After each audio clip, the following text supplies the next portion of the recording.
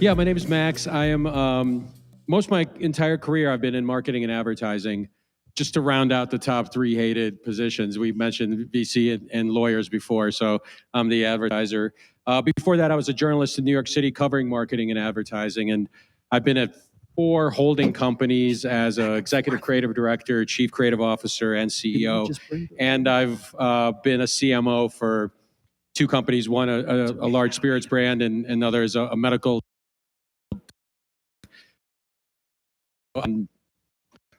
You know, much like what I think I share Lou's and vigor and excitement of what the world presents, particularly in DAOs. So I started a consultancy with a number of partners from the agency world and the brand side world called Platinum Balloon. And what we're trying to do is to basically shepherd in or Sherpa in brands and companies into the Web3 world with soft landings. So I'm going to a few things that are kind of differences between brands and agencies and DAOs. And I'm using brands and agencies fairly interchangeably because agencies and brands are tied at the hip. And they are almost inseparable in certain ways, particularly when it comes to talent. They go back and forth. And I'll point out some minor differences as we get along in the presentation. But, you know, obviously I'm going to start the biggest difference, and I think you guys can all intuitively understand this, right, is that brands and agencies are intrinsically hierarchical, and DAOs are obviously network, decentralized. It's the D in the word. And when I say hierarchical, I'm talking about they're stringently hierarchical. The chase for titles within an agency, an advertising agency, for instance, is absolutely, you know, kind of like primal. Same when it comes to brand marketers on the brand side, right? That everyone has got a hierarchical way of organizing themselves that is quite antithetical to what a DAO could actually look like, or what the actual ethos DAO is. Next slide, please. Brands and agencies want to message you. Right? We know this. DAOs are more about conversation. So even the way that information is being articulated and transferred are fundamentally different. Brands and agencies prefer a direct one way. DAOs is very much in a circular connection. And by the way, just as a parenthetical, as an agency person, I'm now beginning to hear agencies starting to ask, what is a DAO? Right? In the same way that about a year and a half ago, they started to ask, what is an NFT? Right? So the agencies are starting to look at DAOs as not just a shiny new toy, but actually an actionable organism or organizational structure in which they can grow their brands inside of. And I think not to, you know, overstep my vision here and overlap on the VC conversation, but funding from the brand side through an agency relationship is going to be on the table.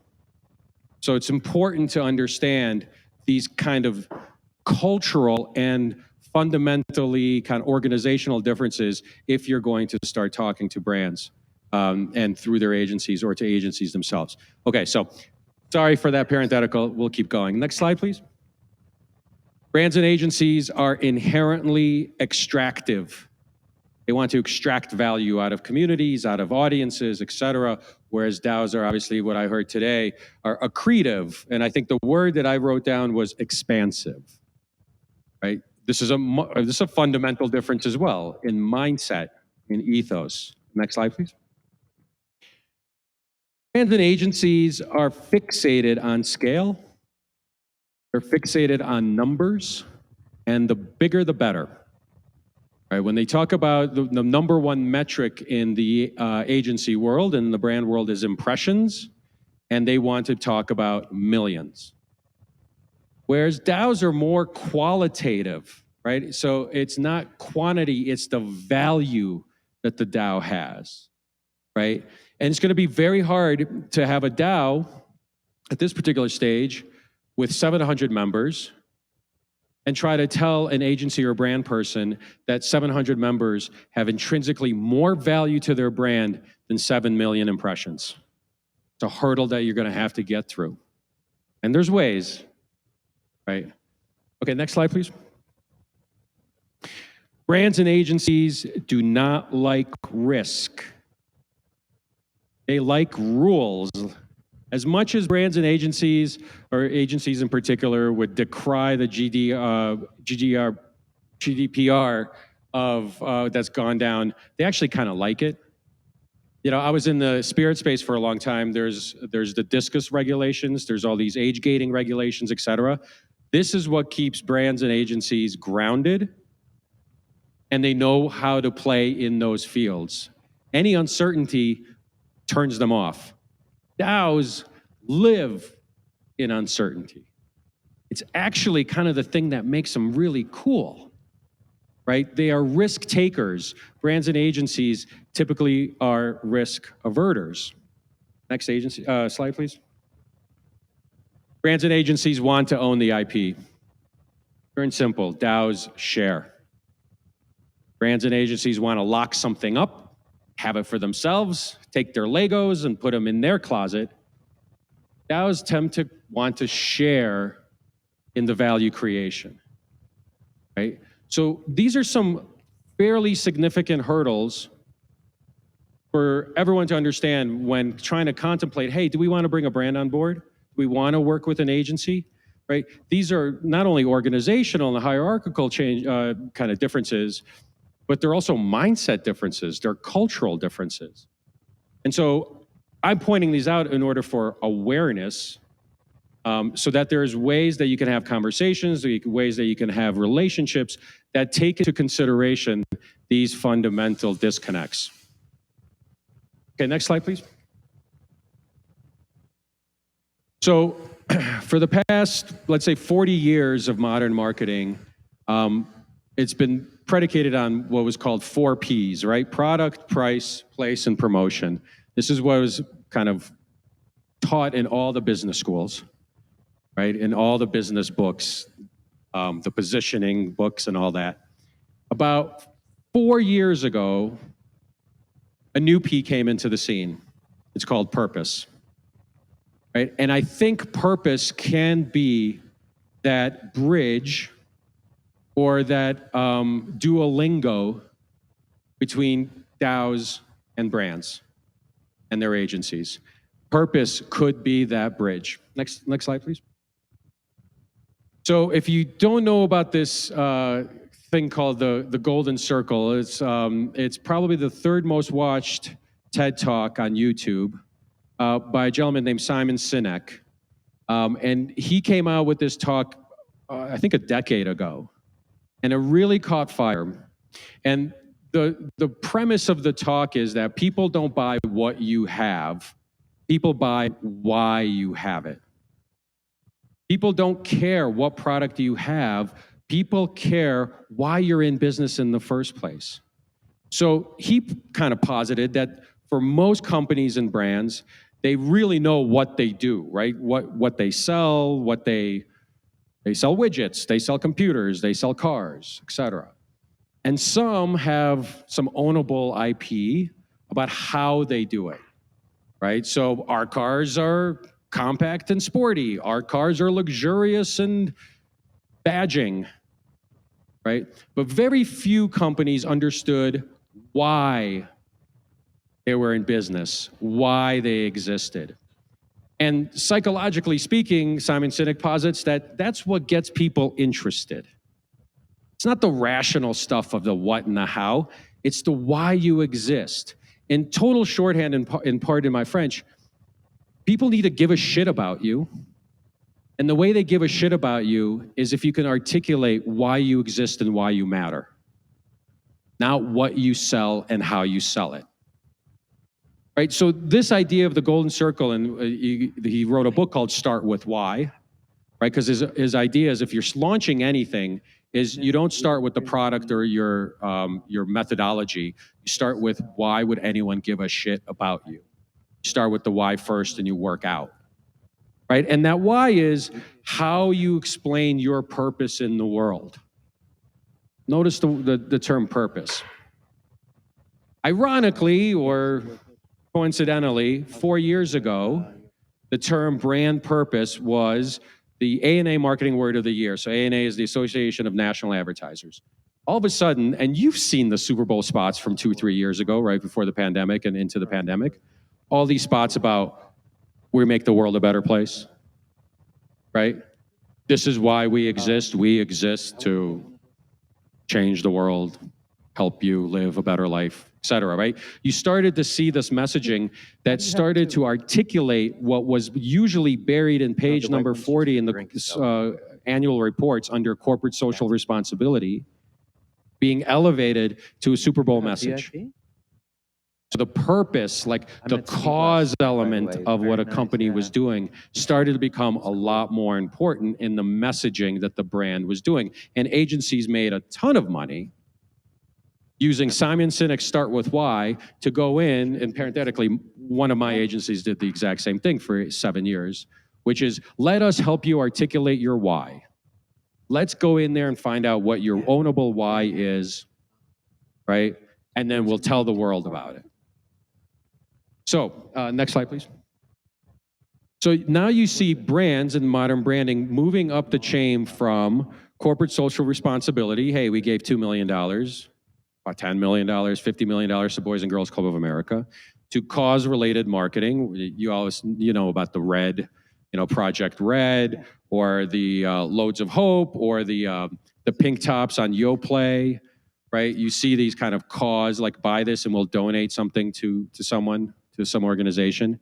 And now it's becoming purpose-related marketing, and then purpose brands, like Tom's Shoes, like REI, like Ben & Jerry's, who 2 years ago made an announcement that they're in the business of dismantling white supremacy.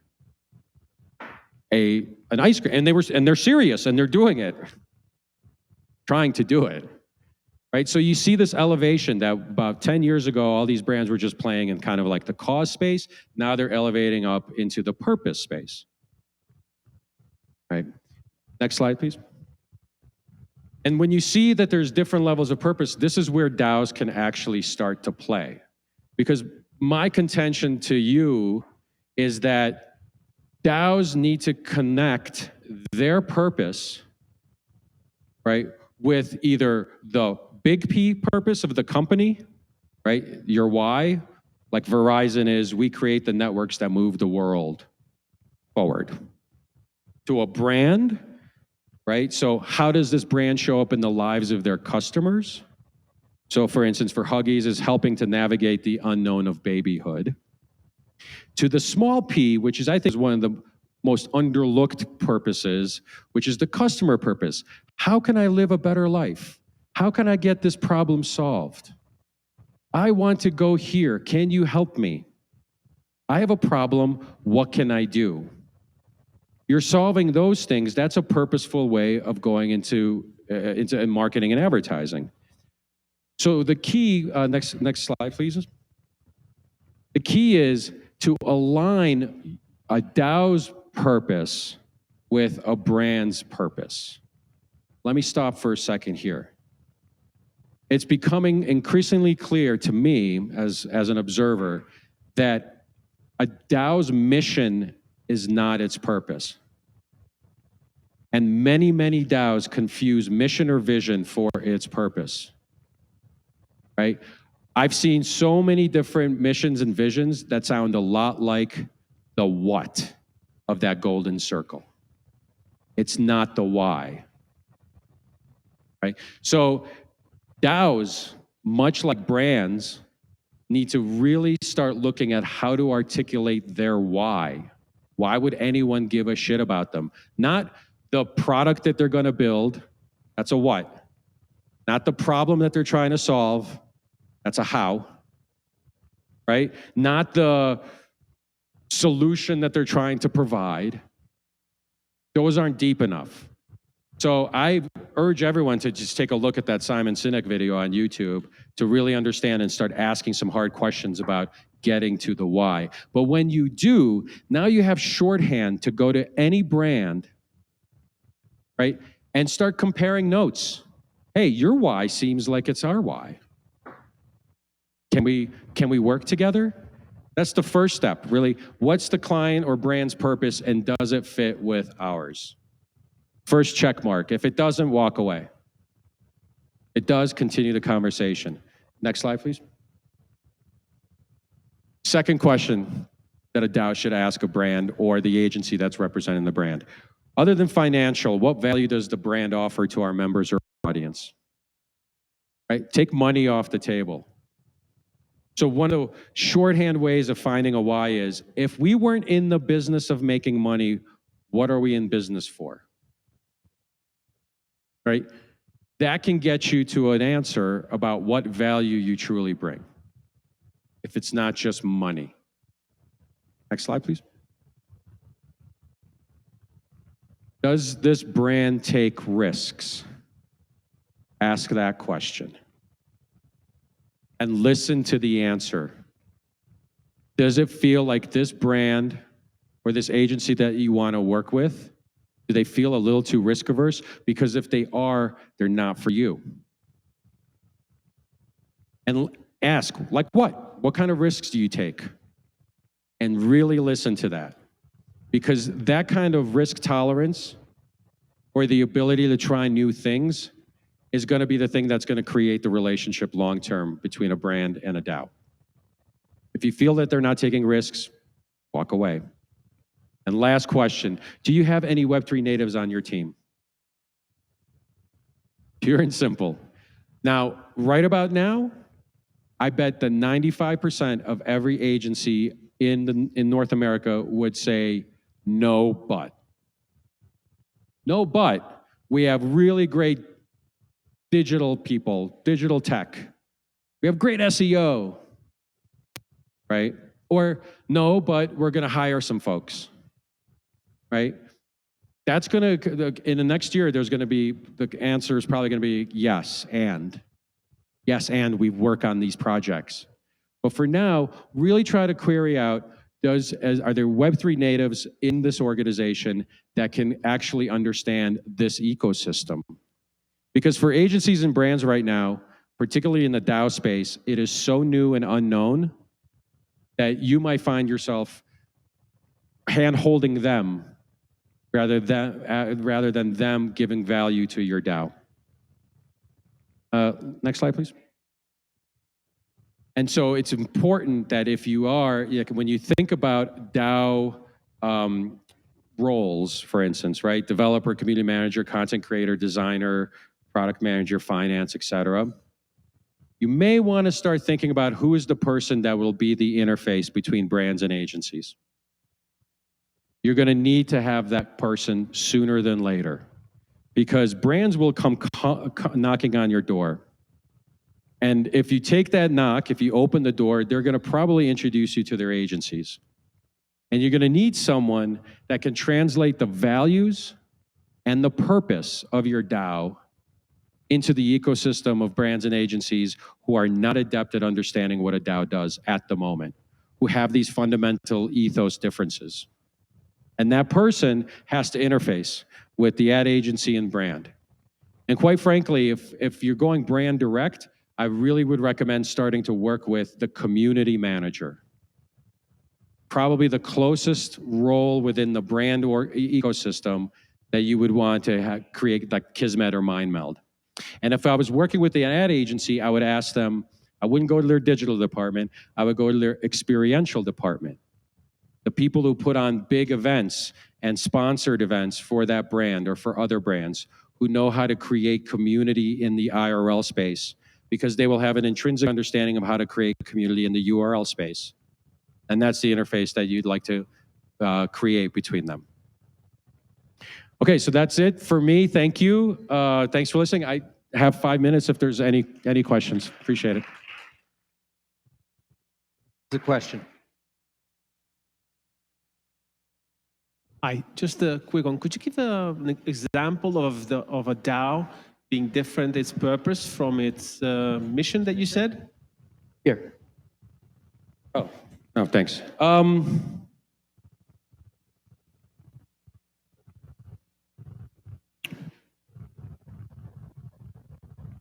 I think Friends with Benefits has a purpose that is different than a mission.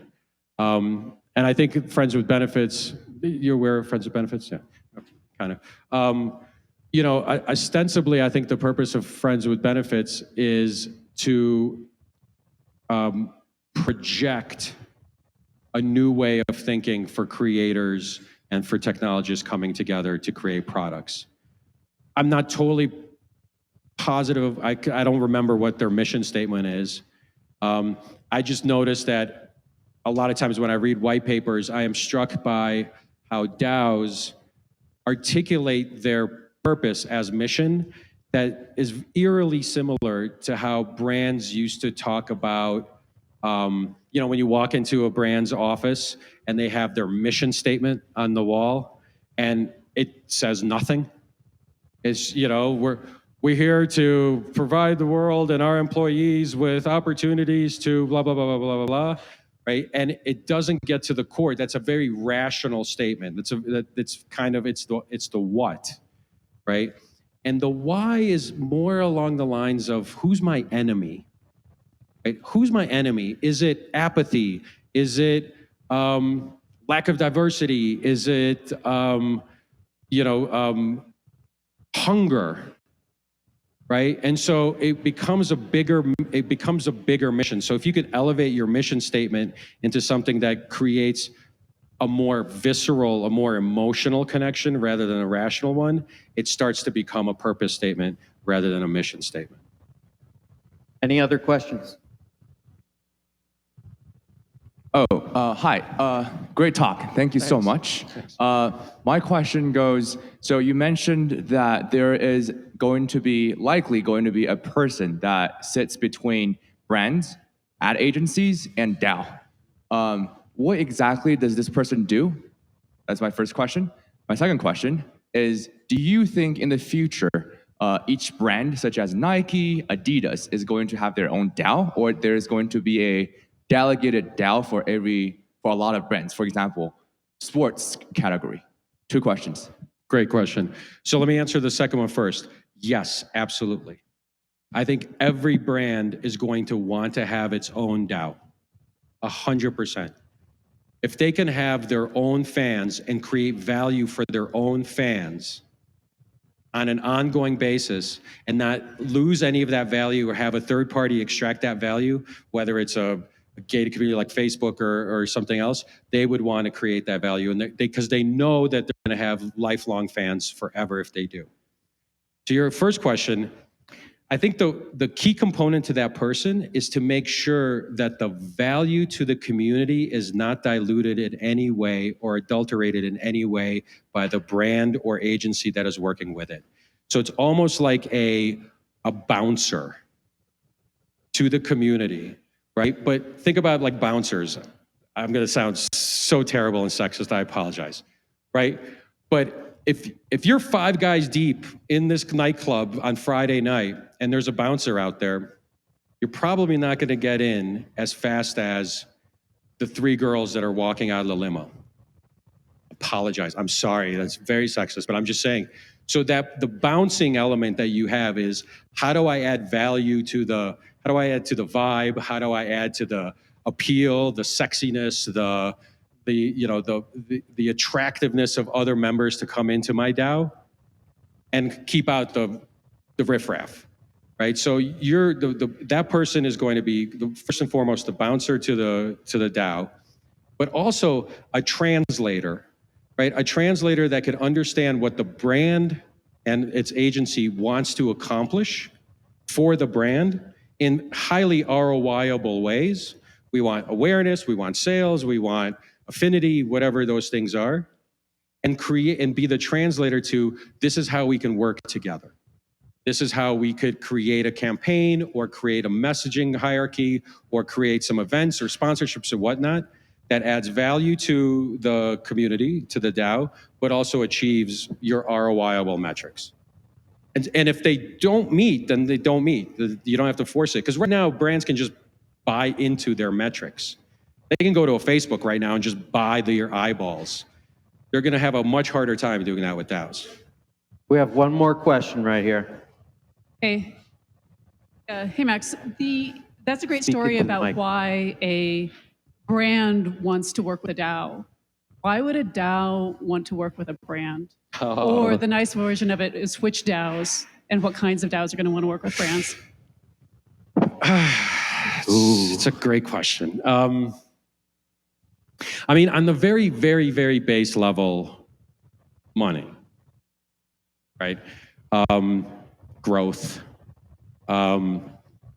access to certain infrastructure or tooling or media that might help the DAO, whether it's to grow or to articulate itself or to, you know, kind of like actualize itself a little bit more.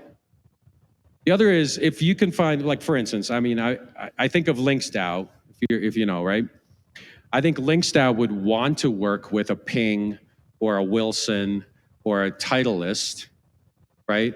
In order to create value add to the membership, right? So, hey, every member of Links DAO gets a personalized golf bag.